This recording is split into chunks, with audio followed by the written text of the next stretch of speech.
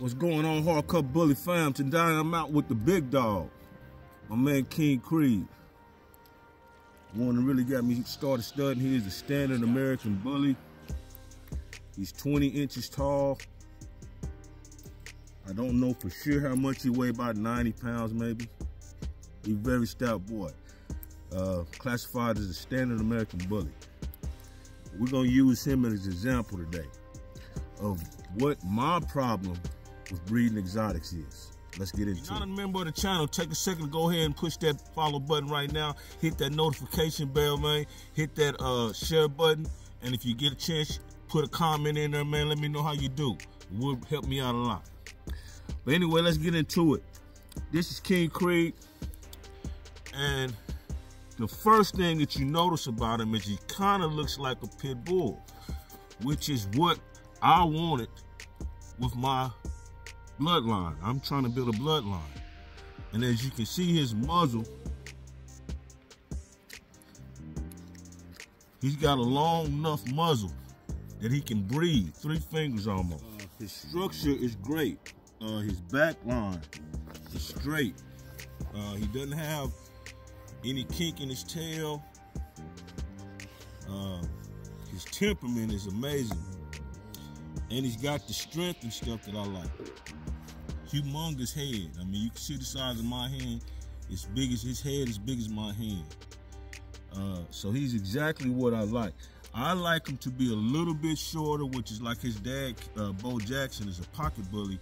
He's a little bit shorter and just as much muscle. So that's what I really am trying to make. But Creed is perfect. So I couldn't sell him as a stud.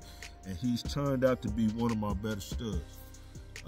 He's making very large pockets, which is what I want to do with hardcore bullies. So anyway, his legs are straight. His feet are going in the right direction. And I'm bringing all of these out to make a point. And the point is he doesn't have anything that would make you say he's exotic. He's a real American bully. So the question is, should the exotic bully be his own breed? Would it just simplify a lot of things? The exotic bully was his own breed.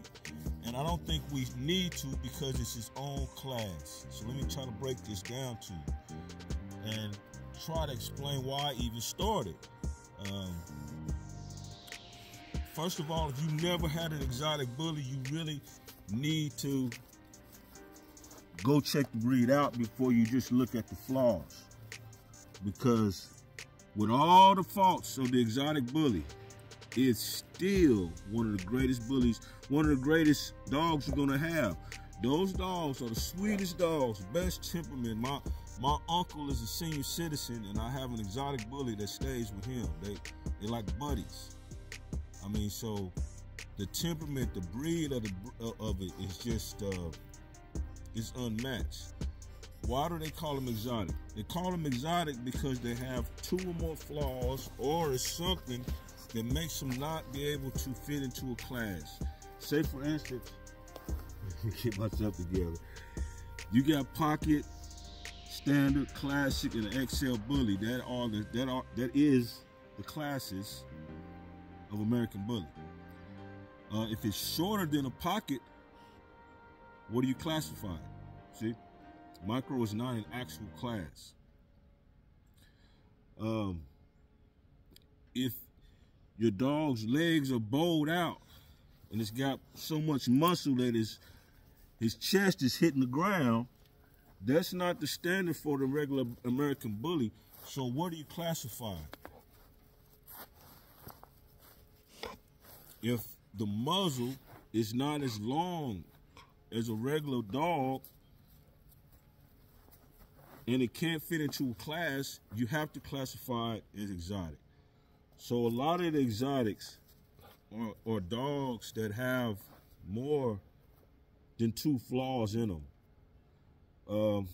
I have a series on American Bully flaws, and this last series I'm really trying to wait on my last part of the series because the ABKC is changing a lot of things, and a lot of the standards are starting to get to where they're trying to satisfy the exotic and the regular breed, which is not going to help. You have to let them stay classified in different classes. But the problem with breeding the exotic is you have to know what you're doing, because like I say, you already have more than one flaw. You have a couple flaws, 2, 3 flaws in it. So if you breed it to another dog with 2, 3 flaws of the same kind, you just doubled up on the same thing. Now you're getting dangerous. So once you got a dog that the muzzle is pushed in too far already, and you breed it with another dog with the muzzle pushed in too far, that's going to start to cause problems. It's internal stuff that you can't see with the palate, and the dog can't really breathe like it should. I started hard-cut bully kennels trying to correct the breed to kind of put a solid bloodline in there. Didn't have anything to do with money or anything like that. A lot of times when I got into it, they were trying to make smaller and smaller dogs with more and more color on them. That was the whole thing. That's the money thing. So I couldn't find a King Creed. I just looked up on it, and I didn't spend a lot on it because that's not what they was on at the time. And I got this dog. So I wanted to make sure that the market, had these type of dogs. And not to say anything bad about exotic dogs. Like I said in the beginning, it's still one of the best class, one of the best breeds of dogs that you're gonna find. It comes with its own flaws though. And those flaws sometimes are detrimental to the health of the dog. So I asked all of my exotic bully breeders to take in consideration what you're matching your breeding. When you're matching your breeding up, what are you doing? Are you correcting something, or are you doubling up on something? Because we're supposed to be correcting a breed, making it better. So if you're not making it better, do another breeding. You're going to end up with problems. And when I say problems, there's going to be a few of them dogs that might not be healthy at all. That's going to be your dogs. You made that. But they have to live that life because of what you created. So think about what you are breeding when you're breeding exotic, when you're breeding all dogs in general. Make sure that you're correcting the breed and not making it worse. Get you some hard cut, man. It's on.